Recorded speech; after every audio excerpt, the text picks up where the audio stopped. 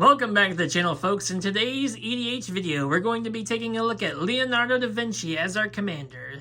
Thanks to the new Assassin's Creed set, Leonardo da Vinci and Cleopatra are two actual historic people who are now legendary creatures in Magic the Gathering. And today we're going to be taking a look at a deck centered around Leonardo da Vinci.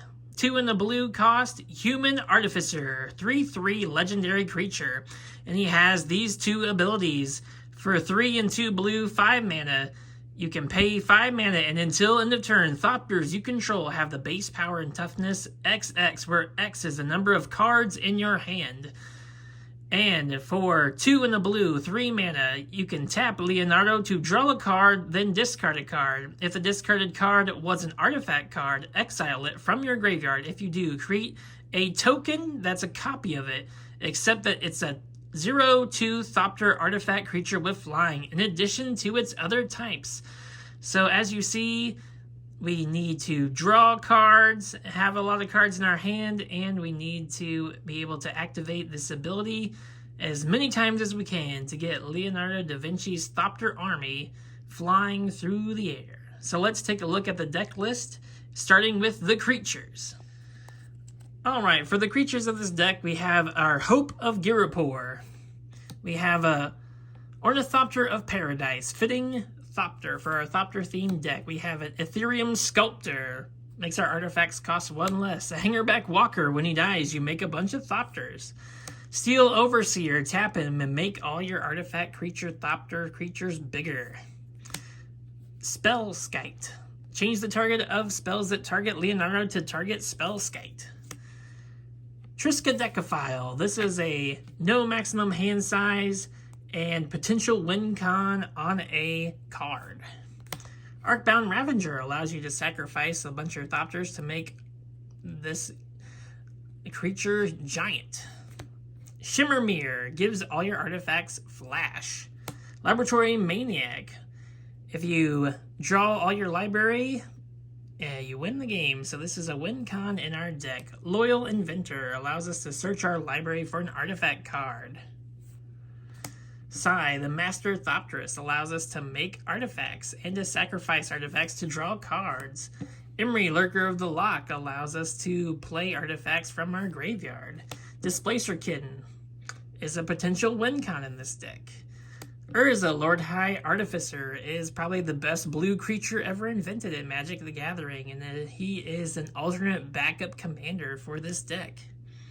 Master Transmuter allows us to return an artifact we control and to put an artifact from our hand into play, so allows us to cheat in massive artifacts for 1 blue. Padim, the Council of Innovation, gives all of our artifacts hexproof. Psychosis Crawler, when we draw cards, our opponents lose life.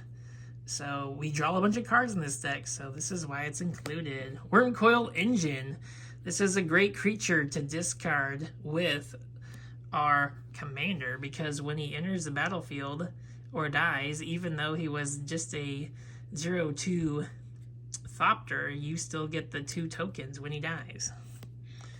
Duplicant, another great creature to enter the battlefield. Steel Hellkite allows us to destroy pesky permanents. Sharding Sphinx makes Thopters. Memnarch, another potential win con. If we have infinite mana, we can gain control of all of our opponent's stuff. Mirror Battlesphere, one of the best artifacts creatures in the game. Meteor Golem allows us to destroy non-land permanents.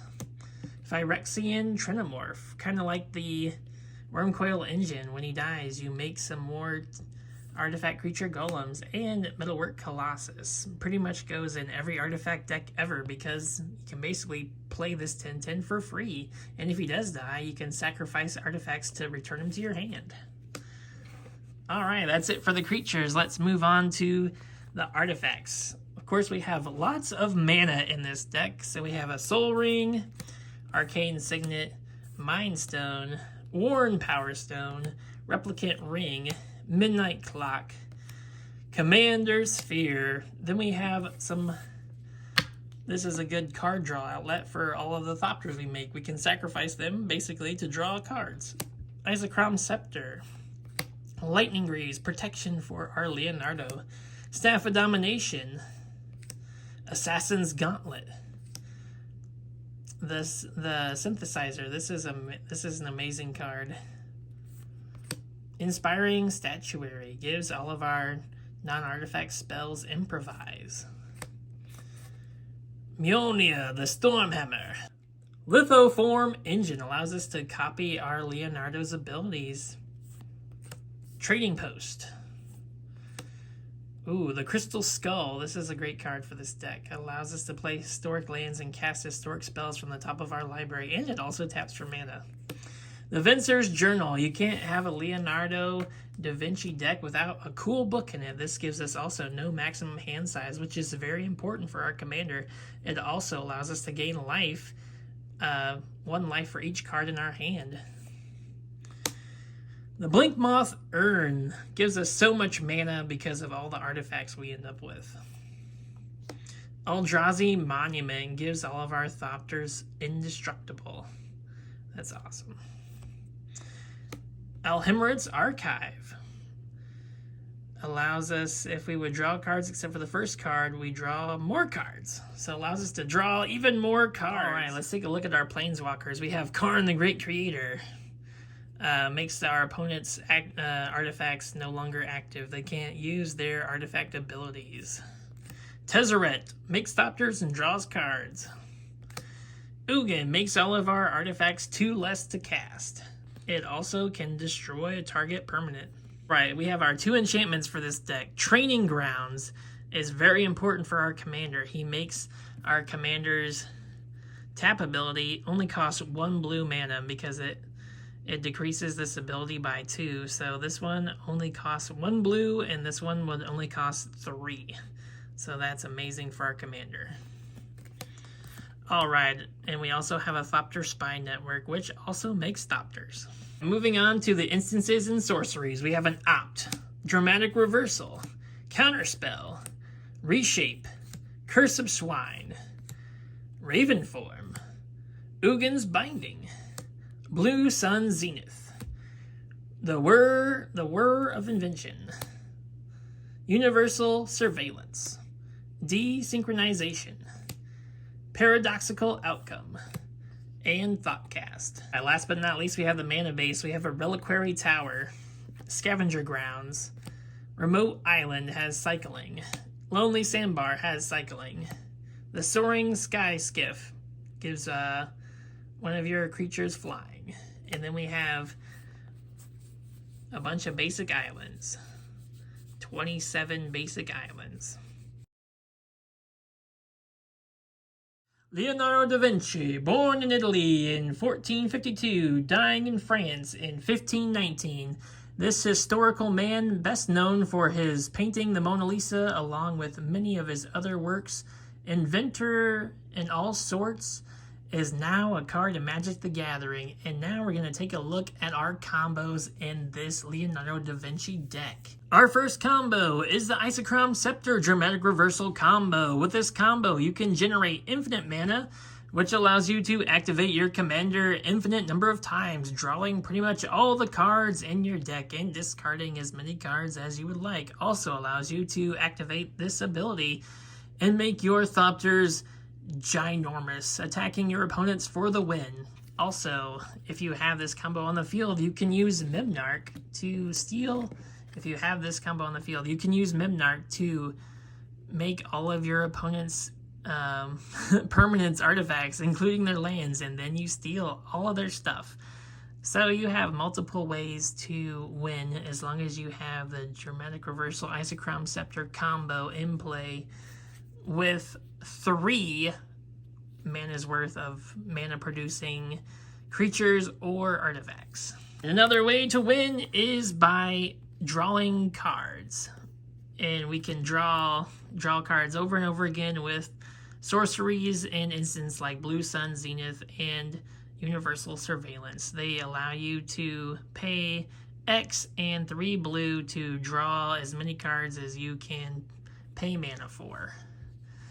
And like I said, with the Isochron Scepter and one of these spells and something like Psychosis Crawler on the field, or Laboratory Maniac with your infinite mana, you just draw your whole deck, and one of these two will win you the game. Another combo, this is a new Assassin's Creed combo, so these two cards are from the new Assassin's Creed set. And the Mjolnir, the Stormhammer, reads, when the Mjolnir enters the battlefield, attach it to target legendary creature you control. Whenever the equipped creature attacks, tap a target creature defending player's control, put a stun counter on it, then Mjolnir deals damage to each opponent equal to the number of tapped creatures that opponent controls.